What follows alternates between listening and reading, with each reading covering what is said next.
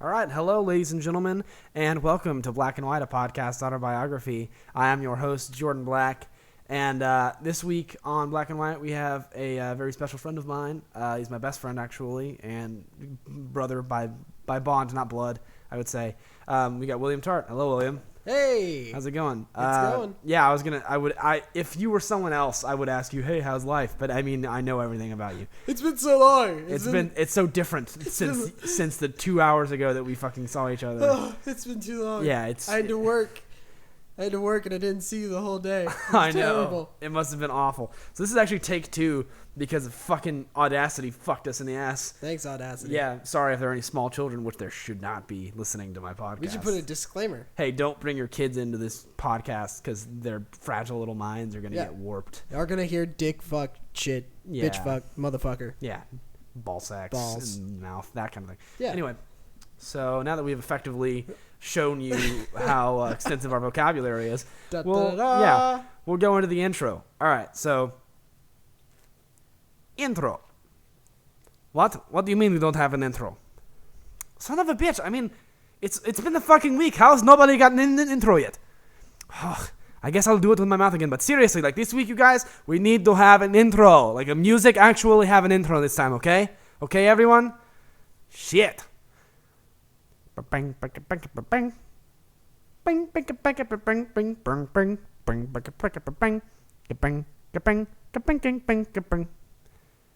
right, there you go. Is that okay? Are we all right? Okay, let's start the fucking show. All right, thank you to our to our very angry Russian producer. Thank you. Thank you, Nikolai. Nikolai. That was definitely our Russian producer, not myself doing a poorly done Russian accent. He's right behind us right now, literally. Yeah, he's behind the little glass window that every podcast has because we're definitely in a studio and not in my dining room. We have an on-air. Yeah, like a light thing. So we're pretty legit. I've got a scissor arm that my mic is on, so yeah, we're pretty big time. This is the second episode. Arm. I get a mic stand. Yeah, you get a regular mic stand because it's just the mic. That's what that came with. So yeah, man, let's just start talking about whatever the fuck it is we were talking about. Okay, we'll go into Yu-Gi-Oh. That's something we were talking about earlier. Jeez, talking about Yu-Gi-Oh. Because that's the kind of people that we are. Yeah. We love Yu-Gi-Oh. Yeah, we were talking about how whenever I was a kid, my mother, I liked Yu-Gi-Oh, first of all, and I had the Yu-Gi-Oh cards and stuff like that. I didn't even know how to play the game because I didn't know anyone else who played the game. Yeah, I didn't know anyone else who played the fucking game. Yeah, and so it was just kind of like I had them just in case if someone I knew. And I didn't know how to play it either. You want to be my friend? Sure. Do you like Yu-Gi-Oh? I love Yu-Gi-Oh. You teach me how to play? Yeah. Duh. No, but basically, I wanted to play it, but I never knew how, or I never played with anyone. And then my mom, I watched the TV show for a little bit, and my mom did a little research and found out that there were like demonic figures and demonic monsters that were based on demonic monsters. Yeah. And not all. Yeah, some of them. And so my mom took all my Yu-Gi-Oh cards and she burned them. Because that's the best thing to do to demonic symbols. Yeah, just throw them into flames. Yeah, it's to set them on fire. Yeah, it's like trying to drown an alligator. Yeah, it's a great way to think about that. Yeah, it's just okay. So that's just gonna make it stronger. That's where it's at its best. Yeah, is in that kind of state. God, Mom, haven't you ever played Yu-Gi-Oh? Fire Elements to hook up? Jesus. Seriously. I don't even understand what you're talking about. It's been that long. That's true. how little. Okay, good. But yeah, and that's the thing is that how long it was, like how long it probably would have been afterwards had she not burned those things. Probably like another 2 weeks that I would have been on that craze, and then I would have just stopped. I would have just not given a fuck, and then I would have never heard anything about them being based on demonic things ever again. Because since then, you know how many times I've talked about Yu-Gi-Oh with anybody? Now. 0 times. Yeah, now. That's it. This is the only time since I was a child that I have actually talked extensively about Yu-Gi-Oh with somebody. I still have my second Yu-Gi-Oh deck. My first one, which was my valuable one that I've looked up the cards from now, and they're worth like thousands of dollars. What the fuck? What are we doing? We need that deck was stolen by a fat kid in 4th grade at Lakeland Elementary. Do you remember his name? No, I do not remember his name. But we're about to call him I out. knew exactly. I can see his face, and I fucking hate him. But now I have my second deck, which is worth quite a bit of money, and I still have it. So really, Yu-Gi-Oh is a stable investment. Yeah. If well, we think was. about it, It was. it I mean, was. now you'd have to pay a lot more money. Well, you got to pay more money to get the cards because they don't really make them that often anymore. Yeah. They don't and make the original cards. So it'd be a less of a payout. They make like Yu-Gi-Oh GX. It's like Power Rangers before Power Rangers were queer. Okay. Before Power Rangers were queer. Way to be homophobic there, William. Well, okay. But, here's the thing: Power Rangers is sexist and racist in itself. So I think Really? The I've Black never- Ranger was black. The Red Ranger was Native American. Really? The Pink Ranger was a girl. The Yellow Ranger was a female Asian. Oh my god. Yeah. Wow, that's a great point. Yeah. I never thought that much about it because I guess whenever you're a kid, you don't think about that stuff at all. I mean, yeah. So that's fun stuff. Speaking of card games, we should totally talk about a really funny thing that we did in high school, which you definitely will remember. Oh God. So just a little setup for the story. We had a really good friend in high Are you school. gonna kick the door down right now? Yeah, I'm about to kick the door down. No, I'm not talking about Munchkin. I'm talking about, very handsome man. Oh, named, yeah. So gotcha. we had a very handsome Made up card game. Yeah, made up card game that never actually had any rules or structure to it. There were point systems. Set up but very barely. well, I must say. Anyway, so we had a friend named Josh Harden who we went to high school with. Joshua Harden. This guy is Hitler's wet dream. I mean, this guy, he is fucking just gorgeous, tall, muscular, white kid. He's blonde, right? Yes. Yeah, he's blonde blonde and blue eyes. Blue eyes. He's just fucking Aryan. 6'2". He's Aryan a fucking beyond. cloud. Yeah. And he played soccer and football. He just jumped into football his senior year and was like awesome at it. He has a beautiful baritone voice. Yeah, he sings like a god. And then he's a Mormon missionary, so he's doing the Lord's work. Was a Mormon missionary. Is he? No, he's gone now. Was a Mormon missionary. What do you mean? He got kicked out of his first mission. He's on now though. He's in Brazil He's now. still on probation though. Yeah, but he's in Brazil and he's doing that, so he's a missionary. Anyway. Still banging Brazilian chicks. Yeah, whenever he was telling us about his mission to Brazil, he was like, and Brazilian girls, right? And I was like, what? You're going there to talk about the word of Jesus. You're going there to preach. Is he though? Yeah, I mean, I guess. He's preaching the word of Jesus now. He's walking in the footsteps of King David. They speak Portuguese there. So no, but anyway, so he's gorgeous, and we used to make fun of just how famous he was. Because if you talk about Josh Harden to anyone that ever lived and didn't really, there you go. Yeah, we gotta classify him in that fame. famousness of Dallas Fort Worth area. Yeah, I mean, most people will know him. He was on TV, right? He was on WFAA. Yeah, he was. He was on the news one time. He was. That's true. But so was Marshall Williams. Yeah. So, I mean, well, that was because he was doing illegal shit. But we'll get back to that. Marshall, shout out to you. I'm sure you watch my podcast. What? Yeah, you're a fan of mine. But no, so he's gorgeous. And so we made fun of him all the time for how popular he was.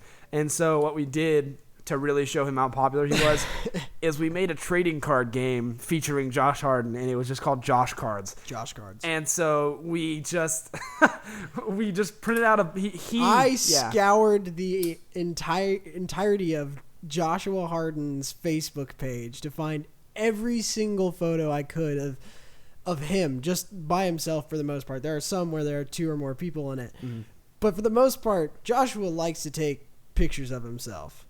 Josh Harden likes his pictures. And so I just scoured everything I could. I found 50-something photos, lined them up on a Excel layout, printed it back to him, printed them on cardstock, and started handing them out to people. Yeah, we were doing it so that we could see how long we could actually play games of this and how many people we could get them out to. And see how long it took him to figure it out. Yeah, and it took him like a month. Oh, it took him a good while. And we had a significant amount of people with Josh card decks. Yeah, because we'd sit there, we'd be like, "Hey, dude, check out these Josh cards." And he'd be like, "Dude, give me a deck," and we'd be like, "Already on it." Bam, I have a deck for him. And we were playing him. I remember, when did he catch us finally? Was it on the bus to Colorado? I think it was. I think we were playing Josh cards. I think it wasn't like trading Josh cards because you could trade Josh cards because some Josh cards were stronger than other Josh cards. Yeah. But we were playing Josh cards, which is like war. Yeah, basically. They have like a point value to each card. There's like Prince Josh, which I'm pretty sure was the strongest card. No, Prince Josh wasn't the strongest What was the strongest card? Do you remember? God, I wish I had my deck with me. Yeah, I wish I knew where mine was. It's been 2 years. God, man. What was it? It might have been Dirty Josh. Yeah. Anyway, so whenever he had like the tank top, he had with grease the mud all over him, yeah, because he had just been out working on a car. But yeah, so he caught us on the trip to Colorado. We were on the bus playing, and we were just like kind of like we were like I think it was like 3 or 4 rows back behind him. We were playing. And he kind of turned around and was like, "Oh, are these Josh cards?" And we're like, "Fuck! Damn it! He caught us! Son of a bitch!" Like it was a truly pretty upsetting thing. Oh, but it was a good time. Yeah, it was a good time. And we were like, "How'd you know?" And he's like, "Oh, I've heard Meta Rings." So like people were talking about Josh cards, which I feel like is a victory. Just my legacy from high school, which sounds sad because I'm out of high school for so long, was Josh cards and roadhousing.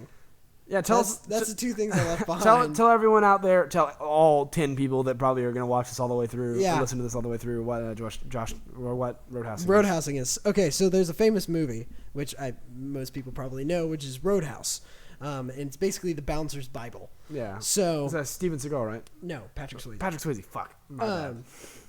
And so basically in Roadhouse, he's like a super badass bouncer, and his thing is knocking shit out of people's hands, and he just slaps it out of their fucking hands. Like beer, slaps it out of their hands. Like anything, he'll just slap it out of their hands, and they start to fight.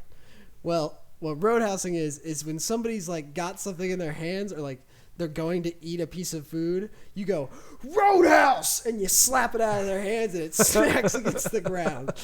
So like we would do it in theater all the time with people with like loose leaf scripts, people who are too dumb to put their scripts in a binder, and they'd be or staple them together. They'd be flipping through them, and you'd be like, "Roadhouse!" and just slam it. And like 70 pages of a script would go everywhere. Oh my god, people fucking hated us in high school so much. Will Cates was famous for slapping pizza out of the jaws of people. Like the pizza was in mouth, and he would slap it out of their mouths. That's like sacrilegious almost. Slapping a pizza out of someone's mouth. That's fucked up. Like that's terrorism. That's roadhousing, and kids still do it today. Yeah. I don't even have people I know at that high school anymore, and people still roadhouse. Yeah, it's a thing that got passed on down from the generations of that incestuous group we call and that was all me, high school baby. theater. Yeah, I contributed somewhat.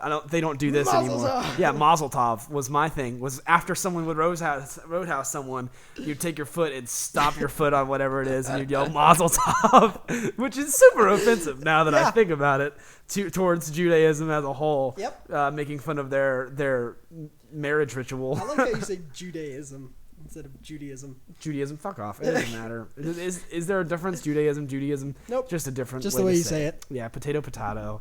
You're a dick. Fuck off. Whichever one. But yeah, and so, yeah, it was fun. And then, because it would make it to where, like, even the 5-second rule didn't apply to food. Oh, no. If you mazel toved it, then it's just like, whatever I've stepped on this week is all over your pizza now, too. Oh, so much fun. Roadhousing. High school. We had a video idea for roadhousing. You remember our video idea? Yes, I remember it. Do you want me to talk about it? Yeah, go ahead. Okay, so our video idea for roadhousing was going to be like a hallway of people just holding shit. Like just all the way down, like in high school. Messy shit. Yeah, like messy shit, like lasagna. Glasses of milk. Yeah, the cure for cancer would be somewhere in there. Babies. Jinx. And so the idea was to like just have him running down in slow motion. You know that classic just ba ba ba ba ba ba.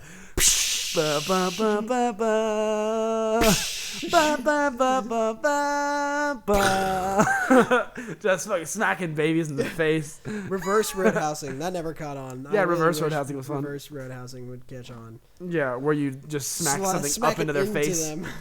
I remember. Oh man, this is a funny story. Me and KJ got kind of like had a little meeting about this. KJ Cox was a lesbian woman we went to high school with. Sorry, I don't mean. She was a redheaded one. Yeah. She was a person in theater with us. Yeah, but no, she was a that's a very woman. defining characteristic about her personality. She is particularly lesbian. Anyway, so what? It's all my fault. Yeah. Oh yeah, you dated her right I was before the she last male to date her. Ugh. Poor you. No.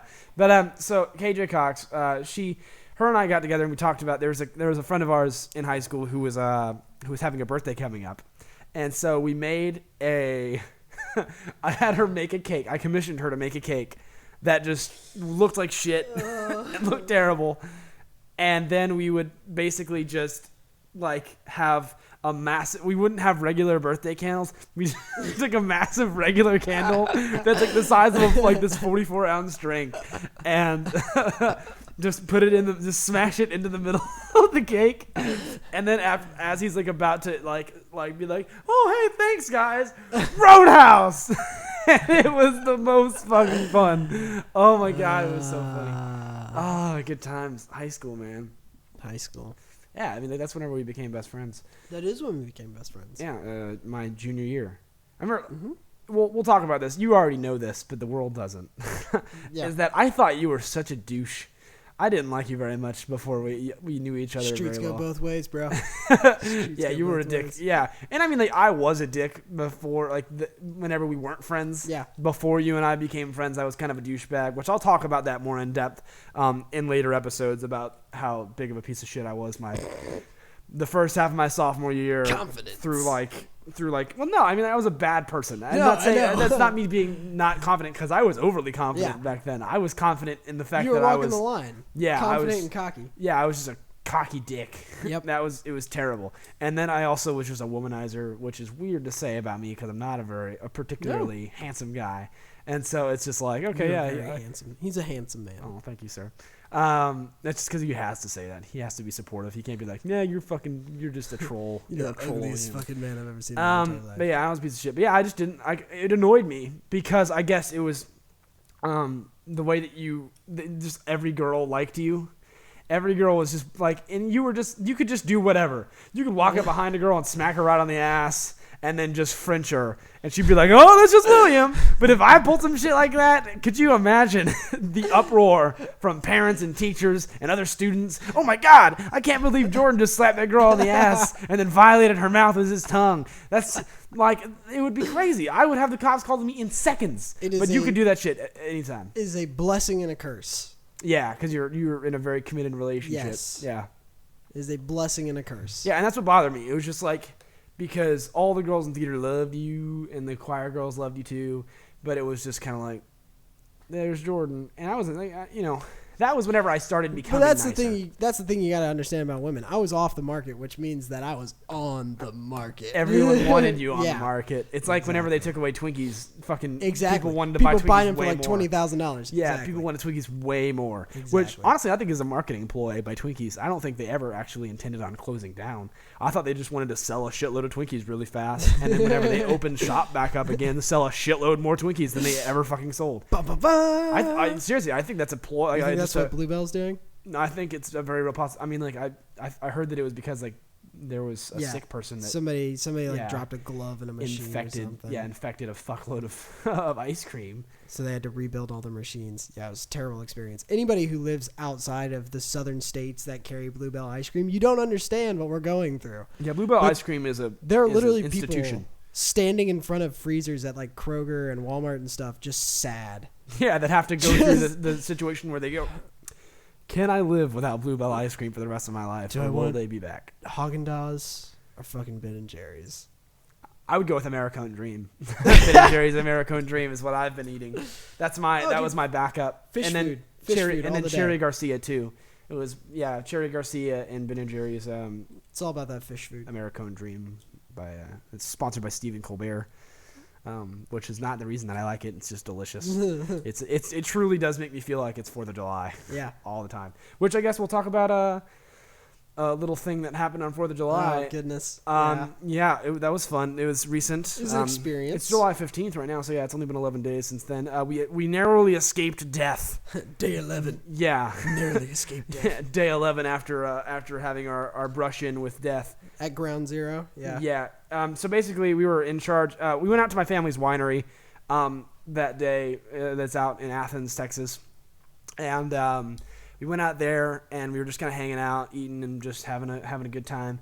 And so then nighttime came rolling around, and of course it's time for fireworks shows. And so we got put in charge, which America, fuck yeah. Which I don't know if it was a great decision to make you and I in charge of explosives. Both of us are experienced. Well, okay. You are. I am experienced. I have made napalm in my closet. Not in my closet. I made it in my backyard. I stored the components for napalm in my closet. Okay. Thank you very much. So, FBI, he's right here. If any of you want to come take him. NSA already knows. Yeah, don't you own the Arcanist cookbook or the? Yeah, the Anarchist cookbook. Anarchist cookbook. Yes, I do. But yeah, so 4th of July. Helicopter. Yeah. 4th of July was definitely it was fun. I mean, like, it's not like the brushing with death terrified us to the point where it ruined the rest of the night. It made it better. It was a lot more fun. I feel like there are people like being like, you guys are fucking awesome, like that kind of. There was that kind of attitude towards us. I mean, no one actually said that because it's a winery and it's full of like old people. They're like, you are amazing. Yes, you're truly a brave soul for being out there. And good Lord. Anyway, so we there was these tubes that were like mortars, you know, the just the tubes where you put in the thing and you light the fuse and then it blows up out of the tube and then it blows up in there. So yeah, I'm looking at the little audio feed.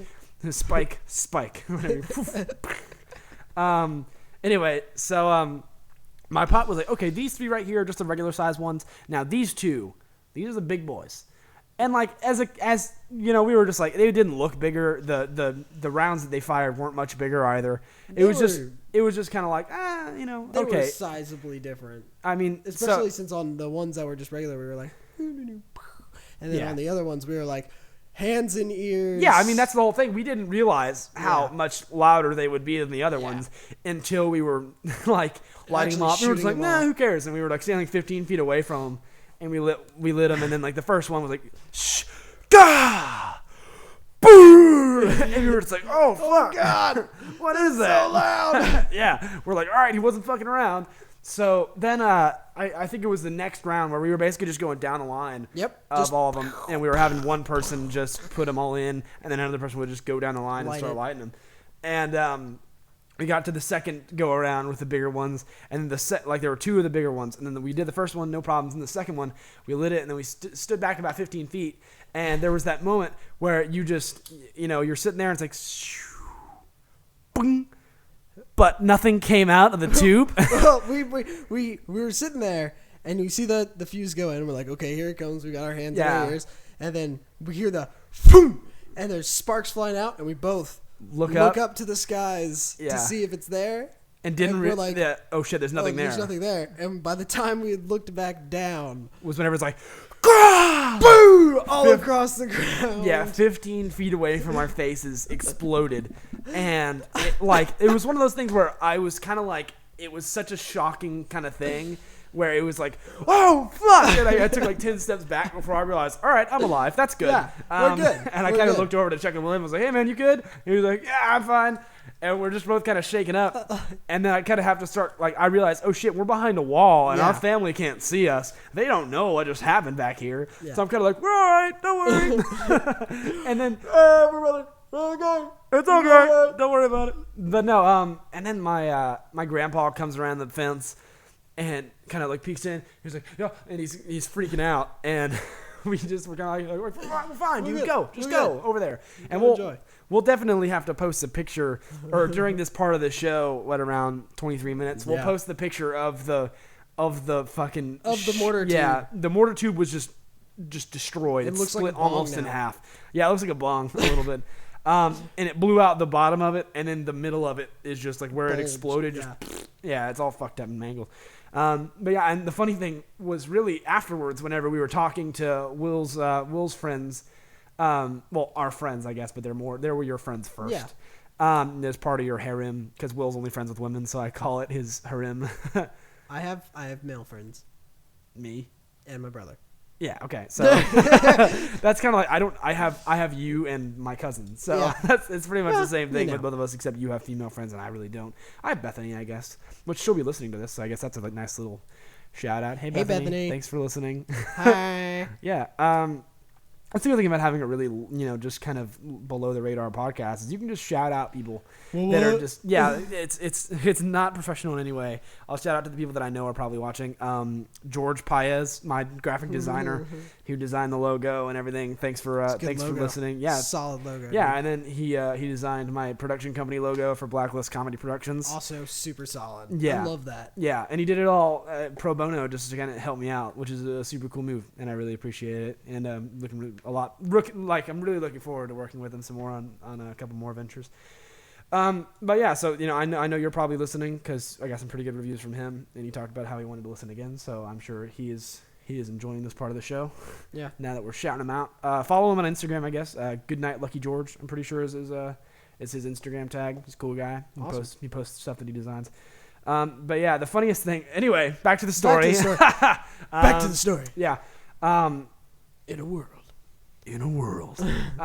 Back to the story. My grandpa had apparently, whenever the thing exploded behind the wall, had this guy has just had surgery on his heart, and he's going in for open heart surgery in a couple weeks now, which prayers going out to him for any of you that are praying people.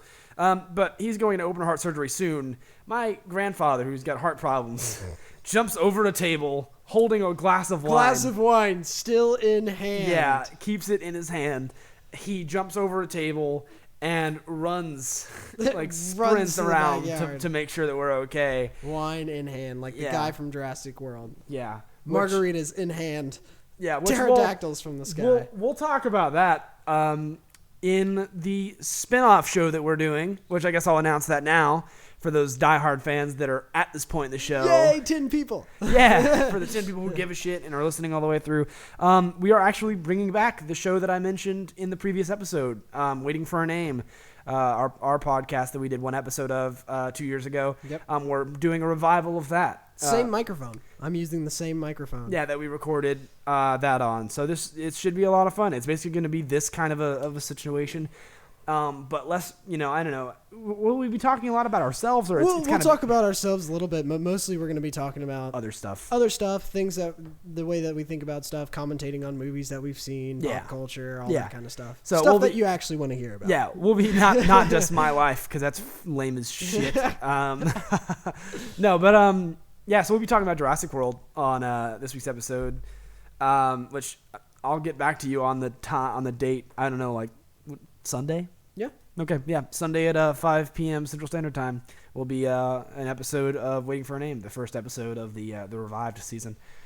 Revival. Yeah. It feels cool saying revival about a thing that we did 2 years ago that was one episode. Slow clap from the man in the corner of the room. The only man listening. From Nikolai. Nikolai's back in the room that you can't hear anything through. And he's just kind of... Yes, good job, guys. I'm so excited. Are you going to pay me anymore? No, Nikolai, we're not going to pay you anymore. Okay, fuck you too then. Love you, Nikolai. Yeah, dude. You only have this job because you're the only guy who would take it. Oh, man. What else do we have to talk about? Okay, I guess we'll talk about our love for theater. That's yeah, we'll talk about that. That's what brought us together. Actually, Show Choir brought us together. Did it though? Yeah, because that's the first time that we actually Okay, well, anything. Yeah, but I'm saying... Because you were my ride to Show Choir because you lived around me. That's true. And so then whenever we rode to Show Choir, that's whenever we were really kind of this guy's not all that big of a douche. This guy's not that big of a dick. Yeah, I don't hate him as much anymore. And so... It's going to take some time, but... Yeah, and it did. I don't know. It took me like a month and a half, I think, to come around. Was it faster for you? Yeah. Really? Was the pickup time a lot quicker? Yeah. I guess I'm just less of a dick than you are. Wow. Maybe you're just more of a dick. Yeah, maybe I'm just more of a dick, and I just... Less understanding. Yeah, I can't look past the person. My differences with someone else. No, I mean, it's all good that, we're friends now at least. And we're doing this stupid shit. Now we're just making podcasts. Yeah. Which, it's pretty fun. Yeah, I guess. I mean... That wouldn't be weird. Would it? Okay, so a little insight onto what we just did. That's an inside joke that we have together, which is because so since we're talking about our theater and stuff, I guess I'll just let the cat out of the bag. William and I are often confused as what would we call them? Butt buddies would be the politically correct term. Butt pirates? Yeah. Ass clowns. Those kind of. Jesus. That would be politically correct. Yeah, the politically correct version. The non-politically correct version would be homosexual. Yeah. Lovers. Gay. Same-sex Sometimes lovers. same-sex couple. Yeah. Anyway, SOs. so people often think that we are gay because, in case you couldn't tell, we're pretty fucking close. We both love theater. And we both dress really nice, which I think really does. We both keep our hair in good condition. Yeah, our faces are usually pretty well manicured. Yep. I mean, we look good. We look like we take care of ourselves, and we're pretty cultured, considering that we like theater and we like barbershop music. I think that's the thing that gets people. Is they're like, oh, these are two very good looking gentlemen. They take care of themselves, and then we're like, yeah, and we love Broadway. And then they'll be like, okay, now we know what they're about. Yeah, but so. We're often, people usually think that we're gay. So we play into that a lot of the time because it's fucking funny. It really is. And so, like, whenever we'll be having a conversation, someone will mention something that might be, like, homosexual. We'll be like, yeah, I mean, like, if we were both gay, like, I'd probably be with you. I mean, that wouldn't be weird. Would it?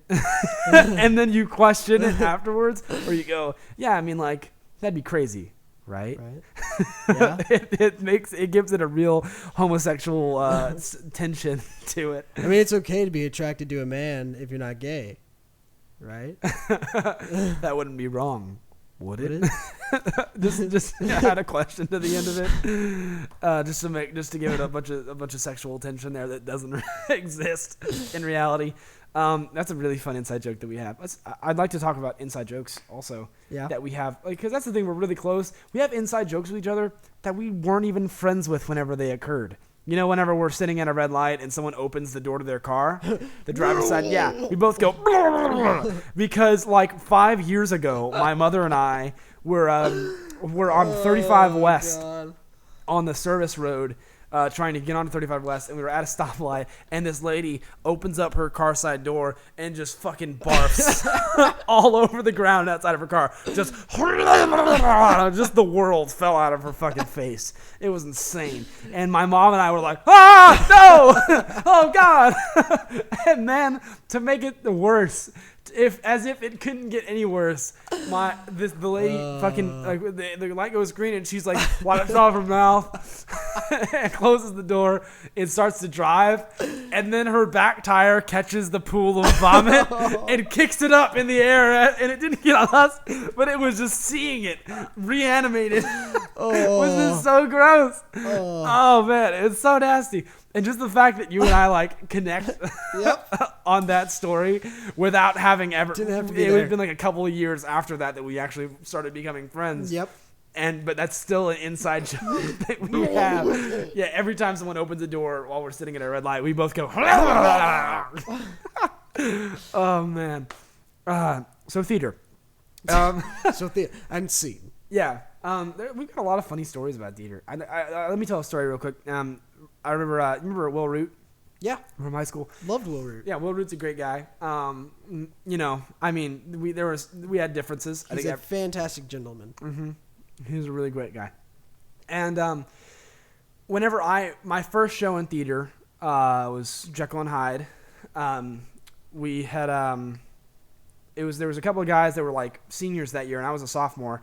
It was Chris Peters, Nathan Schaefer, and then like Javin Stalls, who was your graduation year, and Josh Harden and I were all sitting around with Will Root, and we're all in the house of the theater there at Denton High School. I'm kind of towards the back of the house, and all the other people are up front. And so we're sitting there, and we're just giving him the worst advice. Because he's a nerdy guy, he's a geeky guy. I mean, and I wouldn't like to. He was the chess team captain. Yeah, he was a chess team captain. Also, wasn't he? I think he was one of our valedictorians. Yes.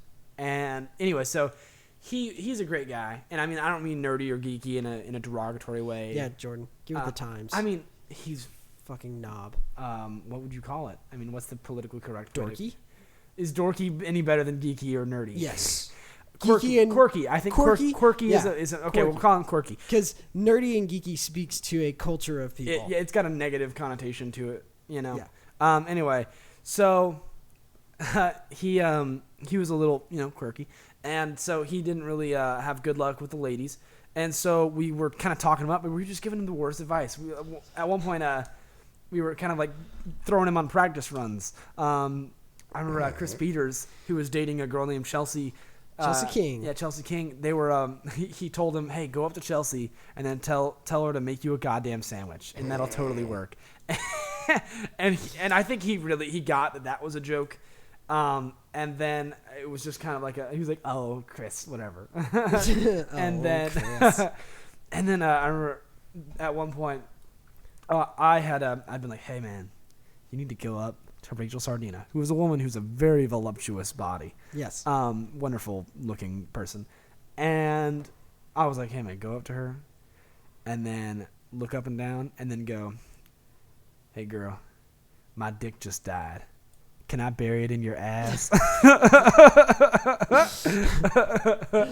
And a look came over his face that was like, "I don't know, maybe it'll work." It looked like it might work. Like he was thinking about it. He was considering. Yeah, he was contemplating doing it. For a second, I don't know. It might work. I don't know. This guy seems like he knows what he's doing. Yeah. I mean, what was I? Who was I? I wasn't with anyone at that point. I hadn't even had a girlfriend yet in high school, really. I mean, I'd had people that I would talk to, but I hadn't even dated anyone yet. And I was in love with Nicole Thompson at that point. Who wasn't at some point in their life? Nicole Thompson is just the ultimate just girl next door. She's my middle school crush. Yeah, I mean, she was my high school crush. Yeah, I was in love with her, man. It was insane. But she was dead set on Josh Harden until, junior year. No, man. Remember whenever they were seniors, whenever you guys were seniors, I guess, and I was a junior, and we were during a Christmas Carol. Oh yeah, and there was that whole thing. That was the big fallout. Yeah, that was the end of it. Josh had a girlfriend named Karina Morrow, and she was off at college. She had graduated the year before. She was off at BYU in Provo, and he was with her. But then Nicole and him were really good friends, and there was obviously an attraction there because they're two gorgeous people. Yep. I mean, they're two absolutely. Well, they've been best friends since they were fourth really grade. And so, they kind of were just close. And so it was, everyone was like, "Oh, dude, they're totally fucking." Everyone was thinking that. And I mean, Josh is a good Mormon boy and Nicole's a good Baptist woman. Yep. So, I mean, it wasn't likely, but, teenagers are teenagers. And I think Josh Harden is Josh Harden. Yeah, I mean, Josh Harden, yeah, he could fucking, he could get the pants off an Eskimo, I tell you. It's true. he could fucking do it. Josh Harden, if there was a got man, the pants off a lady in the middle of Colorado in the middle of winter. Yeah, if there were ever a man to be able to, it's Josh Harden. Nicole Thompson, it would be Josh Harden. Except, I don't know, Nathan had his run. And then, I mean, Nathan was he's a guy who could charm a woman. He was with Nicole for a while. I know, and it whenever I liked her, whenever I found out that she dated Nathan, I was just automatic lowered the bar. A little bit. I was like, ew. No, it kind of upset me. It made me think less of her a little bit because I was like, how would you date Nathan Schaefer? He was very upset when he figured out me and Cindy Thompson were really dating. Yeah. Wait, did Nathan date her? He wanted to. Oh, he wanted to. Yeah. Oh, okay. But Cogsworth got in there before Lumiere could. Yeah, William played Cogsworth. I mean, yeah. I was Cogsworth. Yeah, he played Cogsworth. Get down to brass tacks and relax. Yeah, I'm human again. In Beauty and the Beast, and Nathan was Lumiere. But yeah, man. And so they had that whole thing where people were fucking spreading rumors, and then there was just a culmination during a rehearsal where it ended up being 30 people in the practice room, just high school drama, shouting. God. Yeah, dude, that's one thing I don't miss about that shit is choir drama. I mean, theater was not very. Theater dramatic. Was the best. I mean, there was a little bit of drama just between me and Jacob Took, and then me and Joy. Well, there were beefs. Yeah. There wasn't okay, we understand I don't like you that much, you don't like me that much, you stay in your corner, I'll stay in my corner, we'll do a show together, we'll be professional about it. We'll talk shit about each other. We'll talk about shit. Yeah, exactly. But choir was cutthroat, man. Yeah, you talk shit to somebody while they were singing. Yeah. They're singing for a solo and you're like, motherfucker, you missed that note. You dropped that note, motherfucker. You were flat as shit. While they're like, man. So let's talk about choir. I mean Colorado. While we're on choir, did we even discuss theater? I think I jumped into the theater topic and then we just. I don't think so. Anyway, so I mean it was a little bit. Most of it was a general theater topic. So no, but Colorado was a lot of fun. We went on a choir trip to Colorado. Colorado was fun. Yeah, that was a blast, man. I remember. I think it was the second day we were in Colorado that we had. There was just like it was the third day in Colorado that you and I had. You had made burgers the night before. Yep. And then you had made biscuits and gravy. Well, when was the night that we had the competition? That was the second night. So that morning. So I made the biscuits and gravy. And then you made the burgers. And then I made the burgers the following day for the whole, for everybody. Yeah, we basically just opened up his condo. I mean, I wasn't staying in his condo because my group had kind of had too many people already. So he wasn't able to get in with that group. But so I had gone down to his condo, and then it kind of turned into like a party. There was like that was my 12. favorite day in Colorado. Me too. I loved it. I mean, and it was a monumental day because it was the day that I created the biscuits and gravy burger, which is it was unbelievable. I think it was mainly just because you cooked it so well. It was. Because if it was just store bought biscuits and a regular fucking burger, good. It wouldn't be as good. But I mean, like buttermilk biscuits. I made the buttermilk biscuits from scratch. I made the gravy. I seasoned the sausage myself. Yeah, really good seasoned sausage. I made the burgers from scratch. Yeah, they were. Do you have any idea how hard it is to make gravy at like 10,000 feet above sea level? Yeah, I've never made gravy at all, so I wouldn't even know how difficult it is now. So it's ridiculously difficult. I reduced that gravy for like 6 hours. Oh wow. Yeah. So there was some TLC put into it. I think that's what made it really good. But I think the idea was pretty solid. It was a biscuits and gravy burger, where it was just. I took just the bottom half of a biscuit, which these biscuits were fucking huge, by the way. Like I try. Yeah, the biscuits were really big, and so it was about the size of a regular fucking hamburger. Yeah, hamburger patty. Yeah. And so there was the biscuit on the bottom half of the biscuit. Then there was the meat. It was a 3rd-pound burger. Yeah. Then cheddar cheese on top. Yep. Then there was gravy and sausage.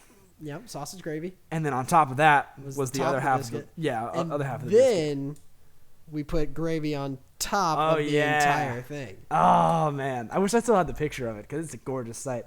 Yeah, dude, that was such a good, that was delicious. And I remember I sent a picture to my girlfriend at the time, Kelly, and it was just she was like, oh my God, are you okay? She was like, you need to not do that. That's going to hurt you. Because that shit was just clogged arteries galore. Yeah, but it was delicious. I devoured it. Yeah, I've never eaten a burger that big that I ate entirely. Yeah. That I just fucking scarfed down. It was amazing. It was the size of my hand, spread out. Oh, it was amazing. It was an amazing experience. And I loved that day when I was toasted from snowboarding, going down the mountain and crashing and going and crashing and going and crashing, and my body was just not going to have it. Mm-hmm. And I was like, I got all this hamburger meat. Let's make some hamburgers. Open up the door. Opened up to the door of the condo. People were walking by. They're like, oh, we're chilling out too. You mind if we come in? And then just... Yeah, and it just turned into everybody that we knew from... It was awesome. Pretty much the people we liked from choir. Yeah, like were the Quinn ones that came there. in. Yeah. Sarah Kernan had come Ariana in. was there. Nicole came by. Yeah. Yeah, it was a really fun day. We sang Where's the Love by the Black Eyed Peas, and I just crushed it. I mean, I know all the lyrics to that song from 4th grade, and I hadn't sung it since. And it was just kind of everyone started singing it. And then I was like, what's wrong with the world, mama? People living like they ain't got no mamas. I think the whole world's addicted to the drama, only attracted to things that bring the trauma. Yeah, so, I mean, I still know the lyrics to that shit now. So I fucking killed it. I killed it 2 years ago. And so everyone was like, yeah! Everyone was like, oh shit, yeah. Jordan spitting that fire. I guess is what the people say nowadays. Is that pop what they culture. say? Yeah, they say spitting fire. That's what they refer to whenever people rap vigorously. But yeah, man. And then afterwards, going out and swimming, that was fun. Yeah, we went down to the indoor pool and swam and sat in the hot tub. Got to see a bunch of pretty CBs. Yeah. What's a CB? Yeah, CB. Choir bitches, man. It's choir bitches, bro. You know that shit. Choir bitches. Yeah, man. I've never heard it acronymed before. Yeah. It was You know about them CBs? It was actually whenever I was talking to Will Root, they kind of said CBs. I was like, what does that mean? They're like choir bitches. And I was like, oh shit. I like that. So yeah. Oh shit. Yeah, that's whenever I really realized that. All right, ladies and gentlemen. Well, that's going to be the end of our show. We're coming up on 45 minutes. So, all right, everybody. We will see you next week on my show. I'll be having Seth Chavez, a local comedian that's also a friend of mine, on the show. And then be sure to check out me and William's podcast, Waiting for a Name. Yeah, which is going to be debuting the revival debut. The revival of on Sunday at 5 o'clock. Yeah, 5 p.m. Central Standard Time. Alrighty, so signing off. This is Jordan Black, and this is Will Tart. Alrighty, thank you very much for listening, everybody, and Godspeed.